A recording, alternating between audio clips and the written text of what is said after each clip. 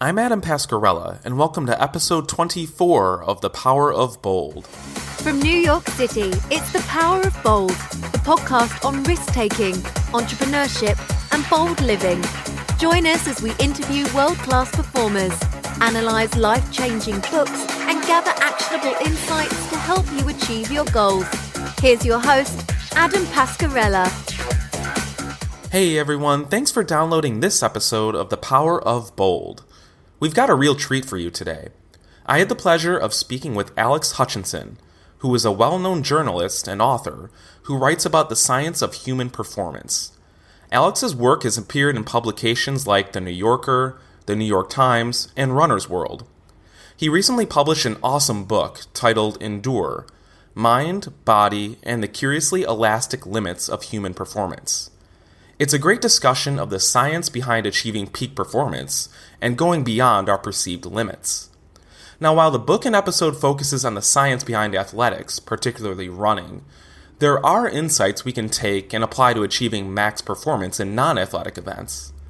Alex has some fascinating stories and insights in this episode, including the ways that we can withstand pain in trying moments, the surprising importance of self-belief and motivating self-talk when undergoing a difficult task, and how a legendary Kenyan runner's effort to break the 2-hour marathon mark provides lessons on how we can push our limits further than we imagined.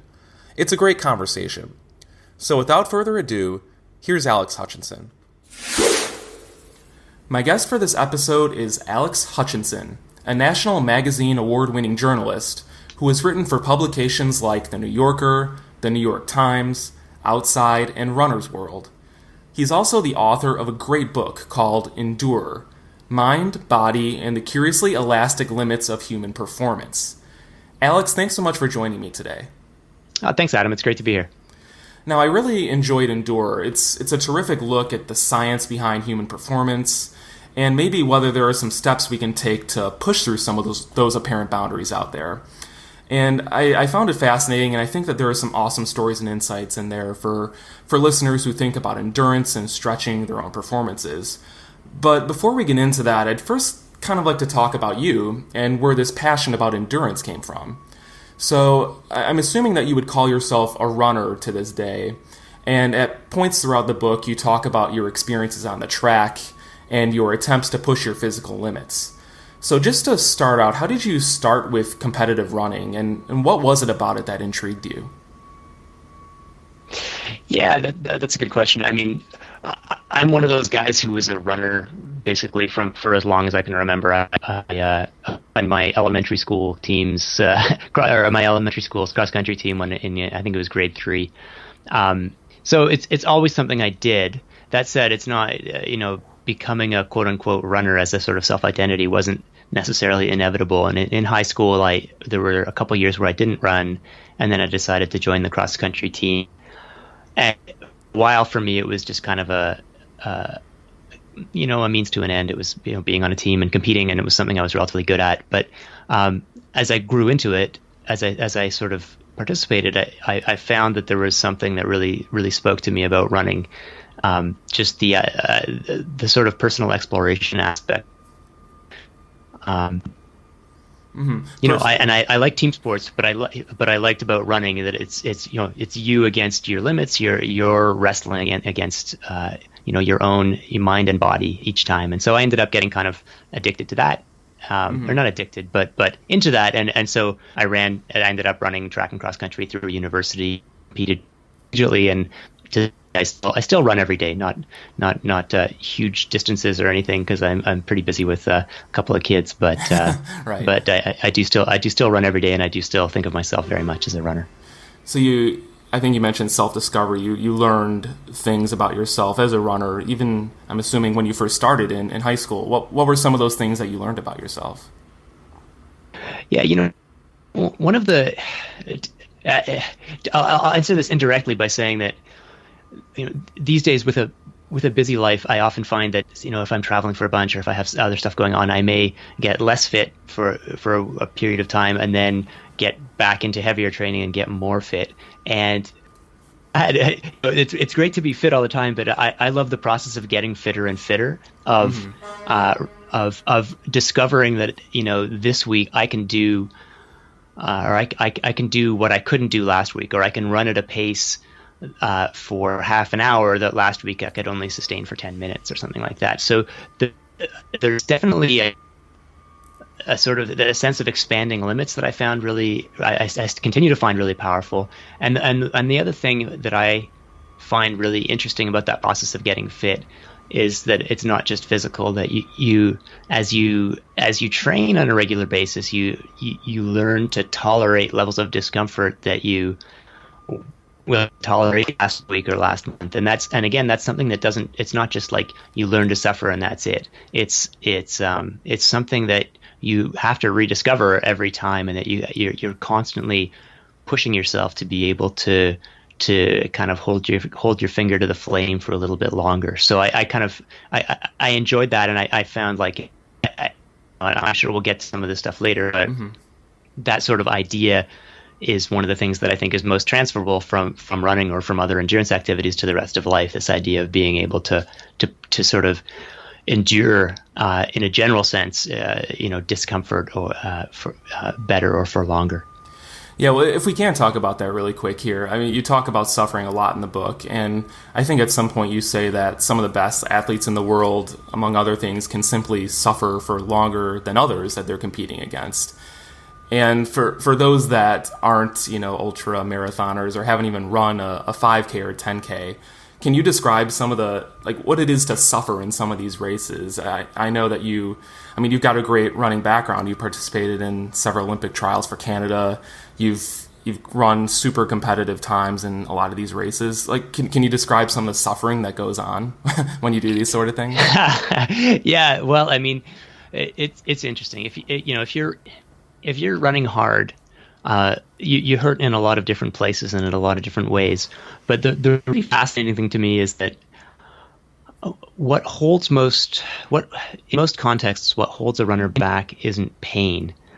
So if you run very hard, you're going to accumulate lactate in your legs and other metabolites, which hurt, which create a burning sensation in your legs, and you're going to be panting out of physical pain in the sense of someone jabbing a knife into you that makes you stop. It's uncomfortable, but not unsustainably uncomfortable. And instead, the reason you don't run faster in a race when you're running as fast as you can isn't because it hurts too much. Especially if you're a well-trained athlete, if you're motivated, you really don't care if it hurts. If you're at the Olympics, you don't care if someone's sticking needles into you. In fact, there's a runner I know who was running the World Championships marathon a few years ago, and she started getting cramps in her legs, and her solution was the safety pin that was pinning her, one of the safety pins that was pinning her number to her bib, and took it off her bib and started jamming it into her leg. Giving yourself sort of self acupuncture on the run, trying to make the cramp release. So pain is almost secondary at a certain point. That doesn't just ignore pain and run as fast as you want, because effort is, I think, the more fundamental concept that you get. And this is not so much in your legs as it is in your head, that you just really want to stop. We have this evolutionarily dictated desire to stop things that are difficult or that are energetically expensive. And so you overwhelming desire to stop or to slow down that's kind of independent of the pain. And so you learn to deal with the full-on feeling of your legs like feeling like they weigh 1,000 pounds, and your arms are locking up and you're panting and your heart's pounding, but you're also learning to push against this just deep and sort of unnameable desire to just stop. Right. And I think in the book you talk about one of these early experiences of pushing your personal limits when you're trying to run a 1,500 meter race in under 4 minutes, which, I mean, obviously is an extremely fast time for the layperson. And you train, and it seems like you're not going to be able to break that. Correct me if I'm wrong at any point here. But ultimately, you're in this race and you break it by about 7 seconds. And so I'm sure during this race, you're feeling that sort of pain, yet you're almost compartmentalizing it and putting to the side. But you also mentioned that you unshackled yourself from your pre-race expectations, and you kind of ran a race that you didn't expect. So maybe can you talk about that and how you dealt with pain in that point, and how you ultimately got a really good result notwithstanding that pain?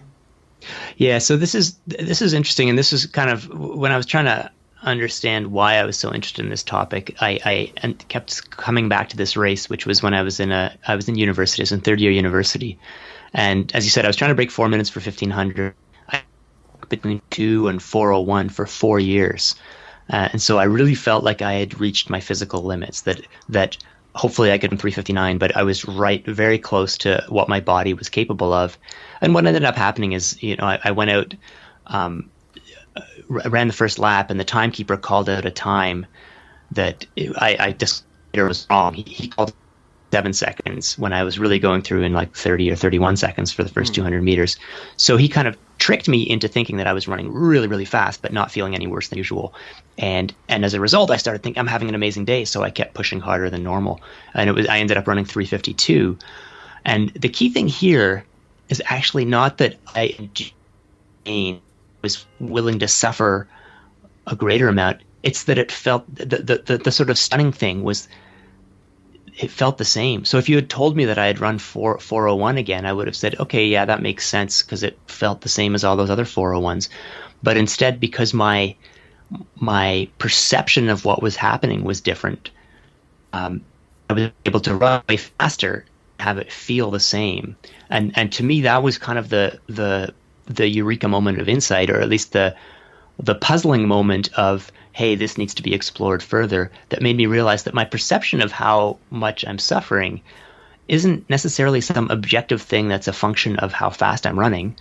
It's a question of how my brain is interpreting to my body. And that was my sort of experience back in 1996 that got me interested in this. And then it was a decade later that when I started writing about the science of endurance as a journalist, that I started realizing that there were researchers who were exploring this idea and who were really coming to the conclusion that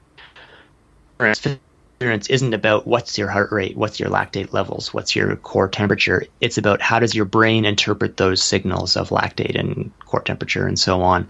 How does your brain make sense of what's happening to your body? And that's maybe a little bit of a semantic difference, but what it means is that what's going on in your brain really makes a difference to how you how well you're able to endure. And so changing your mindset can change how you're interpreting physical signals from your body in a race, and also in a lot of other contexts in life, whether you're studying for an exam or preparing for a presentation or whatever the case may be. Yeah, and I did want to ask you about some of those similarities with non-athletic feats and that idea of perception. And there's one chapter in the book, actually, where you talk about belief. And it's kind of a fuzzier topic. But, when I think of endurance, I think of people like Navy SEALs who go through things like Hell Week. They sleep for 3 or 4 hours for 5 straight days. They do unbelievably intense activities. And when people talk to SEALs about what got them further than they thought, they say that they would die rather than give up. It was a sheer force of will and a self-belief that they could get it done. And so what do you think about this idea of belief itself? I know in the book you talk about Kenyan runners and how they apparently may have some higher sense of self-belief than Western runners. What do you think of this entire discussion? Yeah, so this is... like you said, the last chapter of the book is called Belief. And that's where I ended up as feeling that was the most important factor. It's not where I thought I would end up. It's not where I started it. I'm a sort of hard-nosed, empiricist, rational person, and I like things that are quantifiable. And so I wanted to be able to write about lactate levels and whatever the case may be, a real sort of mechanistic view of endurance. But having gone through, I spent a number of years researching this book, talked to a lot of researchers, and at the end of the day, I mean, of course, all the physical stuff is important, but when you talk about the brain's role in endurance,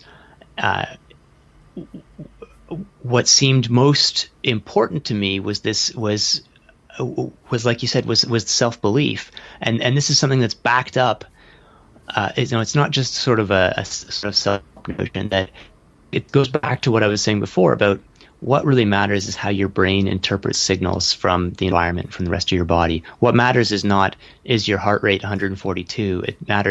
What matters is, what does your brain think if your heart rate is 142? Does that mean it needs to slow down or stop?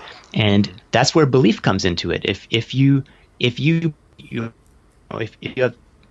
that you're capable of continuing, then that's going to help inform how your brain interprets signals from your body. It's okay, heart rate of 142 is okay. I can keep going for a little bit longer. And there've been some really fascinating studies on a technique called motivational self-talk, which is a relatively old sports psychology technique, which always see, we had in the mid 90s when I was in university, and we just ignored it. We thought it was silly. Like, as I said, I'm a sort of empiricist. I didn't want to hear about, motivational mantras.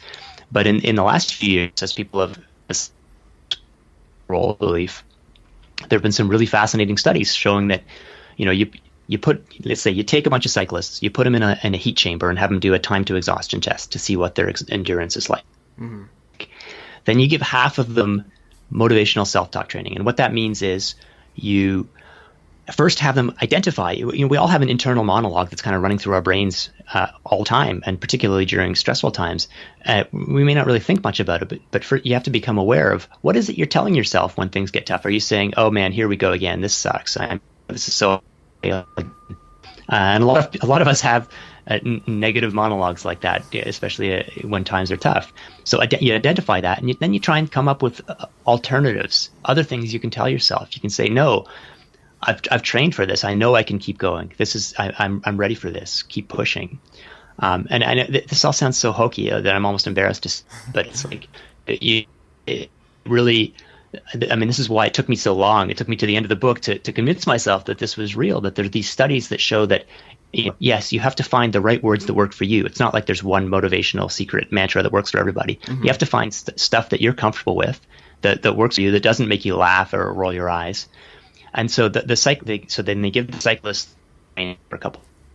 They bring him back to the lab and do another time to exhaustion test. And the cyclists who've received the motivational self-talk training are able to last for longer. In one study that I really like, they improve their time from 8 minutes to 11 minutes, which is in terms of lasting at a given speed, and which is a big difference. But what's interesting is that they also were able to push, and their core temperatures got a little bit higher. So they were actually able to dig into their physiological reserves, dig deeper into their physiological reserves.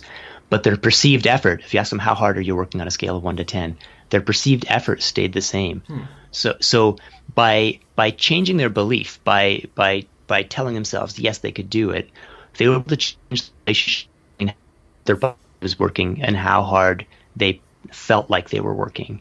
And so that's a kind of the fundamental, to me, the fundamental demonstration that self-belief really matters, and it helps to kind of explain so many other phenomena that we see in life, like why are Kenyan runners so dominant? Mm-hmm. One of them is that if you're a runner in the highlands of Kenya, or if you're a kid in the highlands of Kenya, you've probably got someone, and maybe multiple people in your extended family, who is a world-class runner and who has made a bunch of money overseas racing. So everyone who becomes a runner is surrounded by successful runners. They have reason to believe that, hey, I'm a Kenyan. I'm a Kenyan, therefore, and I'm a runner. Therefore, I'm going to be great because so many other Kenyan runners are great. So it becomes a sort of self-fulfilling prophecy. Right. They don't just decide to be great. They come in an environment where it's easy for them to believe that they'll be great. Right. And I mean, so can you apply this to other things besides athletics? Like say I want to become like a world-class like chess master, like a grand chess master or something like that. And just believing or having that confidence or self-belief that I can do that. Like does that translate over into other things? And I did want to ask you too, like what's going on in the brain itself once you believe these things? Like what's physically going on? Yeah, so a couple of good questions. So first I'll say, in terms of applying this to other areas, for sure. And one of the sort of little details from the book that I found really fascinating, just as context, is that some of the real pioneering work in the 20th century on the science of endurance came out of a place called Harvard Fatigue Lab, which was at Harvard. But what a lot of people don't remember is that the location of the Harvard Fatigue Lab, it was in the basement of the Harvard Business School, because to those pioneering scientists, and they brought in a lot of world record setting runners and stuff to do tests on them to understand their endurance.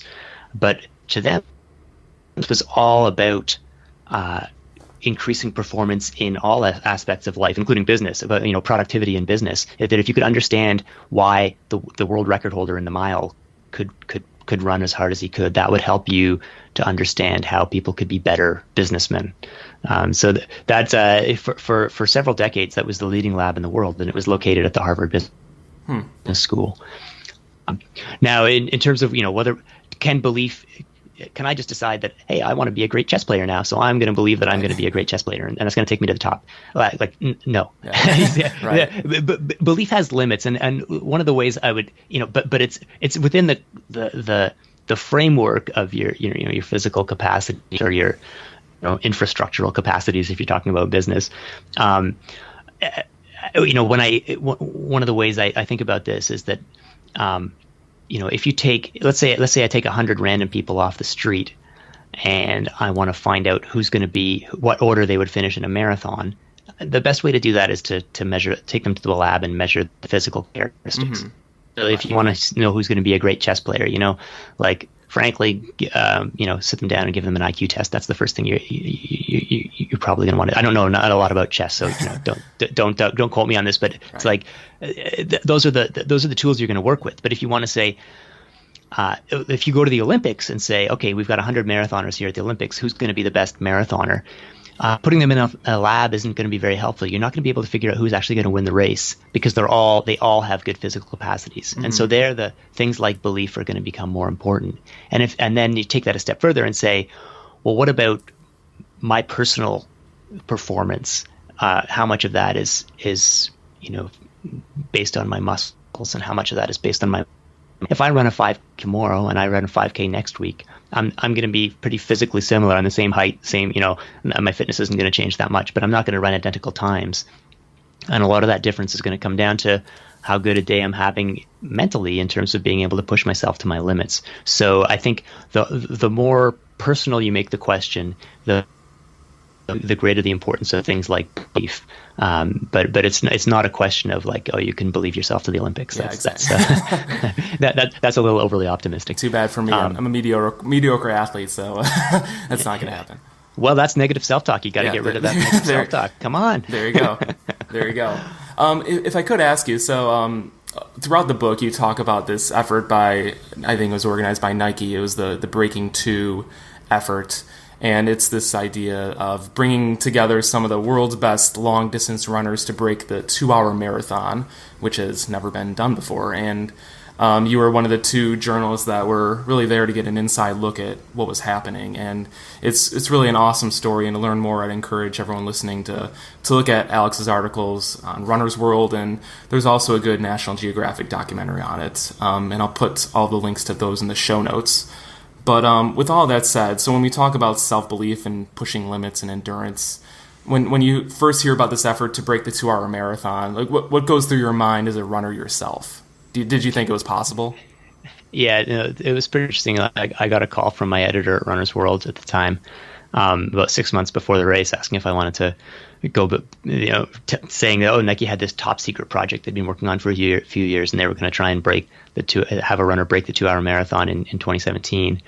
And my reaction was, I had done a big, huge project for Runner's World 2 years earlier on that's our marathon, where at the end, after about 10 pages of analysis and interviews, I made my prediction that I thought a 2-hour marathon was possible and that it would happen in 2075. So when I got this call saying, yeah, Nike wants to do it next year, do you want to cover it? My reaction was, one of us is going to look really stupid here. Yeah. Either it'd be 2017 or 2075. But I knew that, look, with their resources and their what they were willing to kind of set up a race, very specific conditions with they had some new shoes that they felt would help the runners run faster and so on. I thought it was always going to be a big long shot, but I was never going to say never. That being said, when the day came and we'd been told about all of the things to do, the optimized course on a Formula One racetrack, the shoes, the special drafting arrangements, which is why they weren't able to set a world record because they had illegal pacers. All these things they were going to do, I think no informed observer, I would say, really thought that they were going to run under 2. And no one thought that they would run as fast as they did. In the end, when Eliud Kipchoge, reigning Olympic champion, ran 2 hours, 0 minutes, and 25 seconds, which is 2.5 minutes faster than the official world record. So it was one of those things that was, a huge surprise. Like you don't often get to see something that you didn't really believe was possible. And, when it came around to watching that race was something that altered my sort of conception of what a runner can do these days. Mm-hmm. And as far as, the question of self-belief, one thing I will say is that, so I spent a lot of time covering that project and writing a lot of articles for Runner's World, both online and one in print. Focused on, I was really kind of in the weeds on the minutia of the technology they were using. They have a carbon fiber plate in the shoe, and how does this work? How does it change the angle of the ankle? How does this affect the energy consumption during running? What are the aerodynamics of the drafting? Blah, blah, blah, blah. This is all the stuff I was focusing on. That was a year ago now.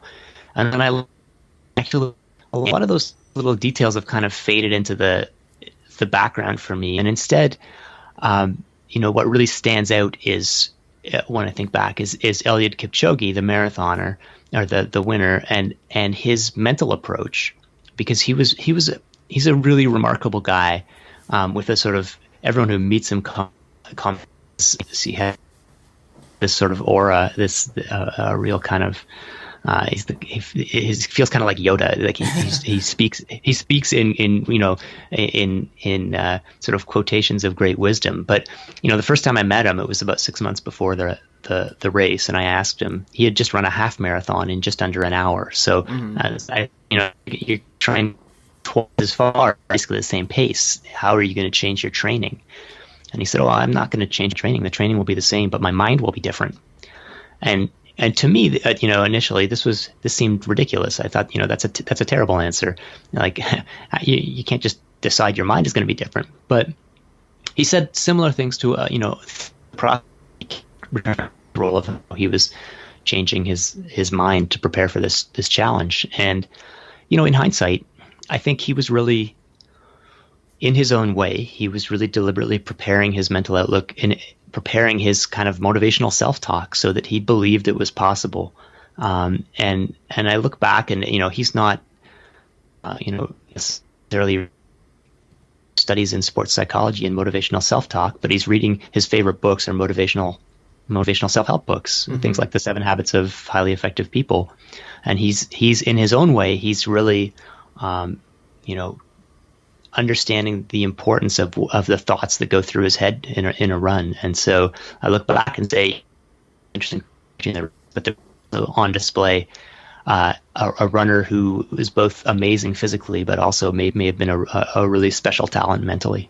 Is he visualizing success as well? Is he thinking about? I'm sure he has his own processes before races to make sure he's performing at an optimal level. But for a race like this, when these boundaries haven't been crossed before, is he like picturing himself crossing the finish line? Did you get the sense he was doing that, or was it more of just getting into like a happy place, so to speak?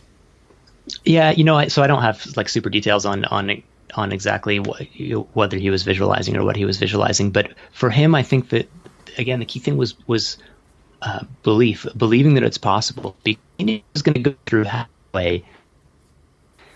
half marathon in about 1 hour, and then have to keep going, which is faster than all but a very small handful of people on the planet have ever run in history. Like there are very few countries that have national records. There's only maybe a half a dozen countries where someone has ever run under 1 hour for a half marathon. So he was going to have to get there, and he's going to hurt, and his body is going to be telling him this is impossible. You have to stop. So he had to have a strong enough belief that he could keep on, that it was possible for him to keep going at this pace for another hour. And so I think he was really focused on believing that he was capable of it, on seeing that his training and that all the other arrangements they were making were possible. And it just as another example, which again sort of is almost seems sort of silly, but during the race he started smiling every in the second half of the race, every mile or so he would just have this big grin. And I didn't think he was smiling. I was telling, I don't know, that's not, he's grinning. It looks like a smile. But after the race, he was like, no, I was deliberately smiling because it's kind. He said, like, I don't run with my legs. I run with my heart and my mind. And the smile helps remind myself, helps me to relax and feel good about things. Mm-hmm. And again, that's sort of like, okay, that makes no sense. But a couple months later, actually, after the race, there was a researcher in Northern Ireland who published a study showing that when he asked people on a treadmill to smile, their energy consumption got better. They burned about 2% less energy at the same pace. So I don't want to oversell that that life becomes easy if you just have a smile. Right. But to me, what it tells us is that Kipchoge is really specifically and deliberately thinking about these things. That he's really trying to, make sure that his mind is in the right place and is not just worried about his legs and his heart. Mm-hmm. It's been about, I think, a year since the attempt in Italy. So do you think someone will break the 2-hour point sooner than your I think it was 2075 prediction? And if so, how do you think that's going to happen? Yeah, I've had to revise my prediction. Yeah. It's not going to happen tomorrow, I don't think. But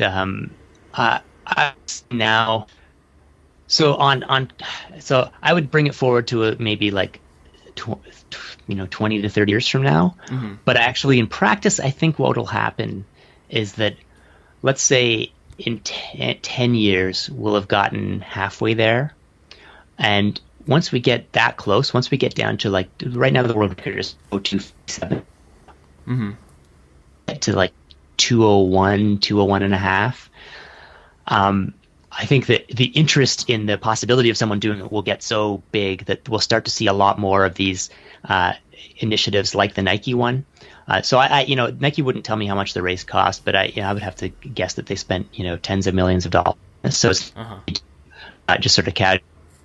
On a Friday afternoon for fun. Right. It takes a big sort of investment, but I think once we get closer, we're going to start to see a bunch of initiatives where they're trying to replicate some of the things from the Nike project, like they had this optimized course on a Formula One track, and maybe get pacers in a highly aerodynamic way, but do it in a way that's eligible for a world record. And so I think there'll be a sort of gravitational attraction that once you get to 2:01, 2.5, it'll get sucked down below 2 hours pretty quickly. So it may end up being 10 or 15 years because the curve will get bent once they get close to the barrier. Well, can you talk about why that curve gets bent? Is it just because people see that we're that close to breaking it and maybe more people take it seriously? Or what causes that curve to move even quicker once momentum gets going? Yeah, I think there's a few things. One is that, so if you want to run a 2-hour marathon, you have to run the first half marathon in 1 hour. And currently, if you're like at the level where 2:03 at best, if you run a 1 hour half marathon, you are going to die. Not literally, but you're going to run really slowly. Yeah. Like in the Nike project, they had three runners who tried it, and the other two, who were among the best in the world, they ran 2:06 and 2:14. Like they really fell off the back. Mm-hmm. So for guys they can run maybe 2 marathons a year. It's a risk to go out and run the first half in 1 hour, because that's like 50% of your year's income if you screw up one of the 2 marathons you're going to run that year, because you can't run high-level marathons, every week. At least most people find that you can only run about 2 a year. Mm-hmm. So you don't try to think possible. don't want to just sort of say, well, let's see what happens, because then you're like, well, that was 6 months of training out the window. And the other thing is that like most world records are set on a few very fast courses. Berlin is where a bunch of world records have been set recently. There's been other world records at places like Chicago and London, and they're relatively flat. They're not perfect. They have some hill. They also have sharp corners, maybe 24 90-degree turns. So one of the things that the Nike project did was rent this Formula One track, where it was just a 1.5 mile loop with very gentle curves. So that probably saves some time. But again, no one really. I mean, if I'm Eliud Kipchoge and I'm like, and again, you just rock up to the Formula One track and rent the track. You have to have some big entity behind you spending the millions of dollars to rent the track, or however much it costs. So I don't think those opportunities will really present themselves until we get close again. And once we get close again, then people will start organizing these races that will allow some. Let's say we've got who can run 2:01:30 at the Berlin Marathon or the London Marathon or the Chicago Marathon. Then the opportunities will arise where people will set up these races where a 2:01:30 runner will be able to run 2 flat 30 or 2 flat 20 or eventually maybe sub 2. So it's not that the runners will get faster, that the curve will get bent because the opportunities will be willing to put up the millions of dollars to host one of these races, or to host. I think it probably will take multiple. It won't just be like one race and then it's done. And people will start to try and compete to be the first race or the organizer of the race that sees a 2-hour marathon, and then they'll be trying to recruit the best runners, and eventually everything will click. But it'll have happened because there are more opportunities. It seems possible. People are willing to actually be bold and go out that fast without sort of assuming that if they do that, they're gonna pay the price and blow up and get no money after all. Yeah. Right. Well, it's definitely going to be fascinating, and I'm excited to see what happens. I hope it happens soon, but we may have to be a little more patient than I guess the general consensus. You never know. But if we can just like expand it out a little more, like you look at Eliud and you look at even people like Shackleton. You spend time in your book talking about Ernest Shackleton and the endurance he had to survive what happened to him. And so I know your book's not a how-to book. It's not there to give step-by-step advice on how we can increase our endurance. Apologies for the sirens. But is there any way, like what can we think about to start increasing our endurance, making us push our limits? Like what can we think about or do to expand our boundaries like that? Yeah, so the first thing and the most important thing I think to understand is that these limits are not set in stone. They're not we're not born, one level of mental ability any more than we're born with one level of physical ability. So when people start, let's say, if you have a friend who decides they want to run a 5K and do one of those couch to 5K programs, everyone understands that over the course of a few months, their legs get stronger, their muscles get more efficient, their heart gets stronger, so on. But I think people often don't appreciate the extent to which their mind is changing too, that their ability to push themselves and to tolerate discomfort is changing. And there's in one of this chapters, I go through some of literature on pain tolerance and pain threshold. And one of the interesting things is yes, you can really dramatically change your pain tolerance. And in a sense, the most effective way of doing it is to endure discomfort, to do difficult things, and you get better at tolerating discomfort. You develop psychological coping strategies. So it's not that your nerve endings get deadened and you don't feel pain anymore. It's that you learn to live with, to as one of the cliches goes, to get comfortable being uncomfortable. Mm-hmm. You learn to distract yourself from pain, or to reframe it so that you're just thinking of it as kind of information rather than something to panic about. So I think understanding that you can change your ability to handle uncomfortable situations, and that you can do that by putting yourself in uncomfortable situations is sort of a step zero to improving performance. And then there are some more specific tactics that I don't go into on the book, but the ideas I mentioned earlier, like motivational self-talk, I think that's both a really powerful technique and a really generalizable technique. It's not just about how far you can cycle in a heat chamber. It's also about how well you do on an exam or in a work context. If you're changing your level of self-belief, you're going to behave in ways that improve your chances of success. It's not some sort of magical potion where your brain gives you magical powers. It's just a question of making sure you're not being overly negative in your interpretation of external stimuli, and go forth confidently in doing your goals. Right. And is there what about like perception? How does that play into like training for a 5K, for instance? Like if you don't identify yourself as a runner, like say it's your first 5K, but you maybe, again, I guess it goes to self-belief. You picture yourself as a 5K runner, and you perceive that the race isn't going to be as bad as you think it'll be. You'll be well trained, well prepared. Will those sort of things work when you're training for that? Yeah, and I think an important point to make is that the mental aspect of preparation is not some separate silo that's different from the physical aspect of self-preparation. If you're on the couch and you decide 5K, and you continue to lie on the couch, but you start doing all these mental exercises to convince yourself that you're going to be a great 5K runner, it's not going to be all that effective. Yeah. Like you can that you're going to be the Olympic champion, but if you're just lying on the couch not doing anything about it, then that's not going to be effective. So you want to build your self-belief, and the best way to build self-belief is to prove it to yourself. Yeah. If you want to run 5K, then the first thing to do out the door and run for 10 minutes, or run 1 minute on, 1 minute off for 10 minutes. Now you can run, and you can do 1 minute on, 1 minute off. 3 days later, prove to yourself you can run 15 minutes, and so on. Like you build your belief incrementally, and it has to be based in reality. So yeah, sure.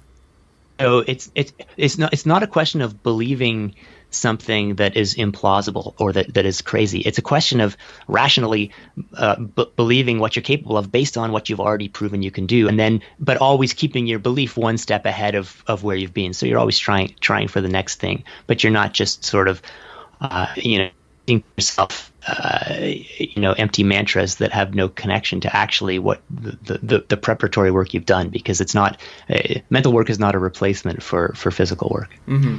Yeah, exactly. So just building on your prior successes, and then, like you said, putting your goal just a little bit further ahead of where you are, and constantly adjusting it depending on your successes. Right. That's how you think about it. Most of us are. I mean, I'm sure there are exceptions, but most of us are unduly negative and unduly full of doubt and insecurity. I feel like for most of us, if you were to be given a resume that showed your own accomplishments, somehow and recognize your accomplishments, you'd be like, hey, this person's really competent. I think they can do this job and that job and that job. Whereas you yourself may be like, oh, I don't know if I'll be able to convince anyone that I can do this job. Right. People were just not, and maybe I'm extrapolating too much here, but I think we not tend to see the problems and see the challenges, and to see our weaknesses more clearly than our strengths. And of course, it's useful to be able to understand. Part of belief is just making sure that you're not being overly pessimistic about your chances, and not harping on your weaknesses and your past failures. Exactly. Yeah, having that positive mindset and taking action and building on successes. Yeah, I like that. And well, this has been a great conversation, but I'd like to ask you one final question here.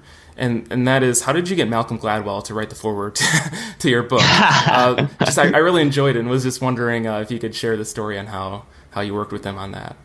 Yeah, because I mean, the first thing I have to say is that I was extremely lucky to get Malcolm to write the foreword, and it was extremely generous of him, because I'm sure he's deluged with these requests. Mm-hmm. The real secret is that back in 1991, I had a very good race in the midget age category of the Ontario High School Track and Field Championships. I won the 1500 there. And that happens to be the same race that Malcolm Gladwell won in, I think it was 1978. Oh, wow. So he's from Ontario too, and he's an Ontario 1500 meter high school champion, as was I, in the same age category. A bit of connection. He's a real running fan, and I think I can say a running nerd without having that sound pejorative. And so we interacted on the basis of our exchanged a few emails about running, but as both of us being Canadian running fans. And at one point he went in Toronto, and I was able to connect with him and invite him to come out and join my friends and me for our weekly Saturday morning tempo run, which was a real treat to have him there. And so we kept in touch, not a lot, every a couple times a year, and eventually I summoned up my courage and asked him if he'd be willing to write a forward, and to my incredible shock and amazement and pleasure, he agreed. Oh, that's awesome. Well, if anyone wants to check out the book, it's really great, fascinating stories and research on the science behind endurance. And as we all know, it's called Endure. And thank you so much, Alex. And if people want to learn more about you or read your writing, where can they go? Probably the simplest place to find me is on Twitter. My handle is Sweat Science, all one word, obviously. And whenever I write new articles, or if I see other articles that by other people that are interesting, I tend to post there most frequently. I do have a website, Allison.net, where there's more background info and stuff like that. But Twitter's probably a good first place to start. Very cool. Well, thanks again, Alex. I really enjoyed the conversation. Thank you so much. Thanks, Adam. I enjoyed it too. Once again, that was Alex Hutchinson, an award-winning journalist and author of Endure. Our discussion just touched on certain elements of Endure, so if you'd like to learn more, particularly the science behind enduring and pushing limits, I'd encourage you to check out the book. It's a great read. That's it for this episode of The Power of Bold. As always, we would appreciate if you can subscribe to future episodes on iTunes, Google Play, or Spotify.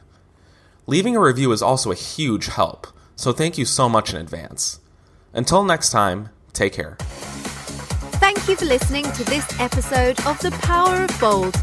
For show notes and a transcript of this episode, visit thepowerofbold.com. Feel free to get in touch by visiting our Facebook and Twitter pages. And don't forget to subscribe to the podcast on iTunes or Google Play. We'll see you next time.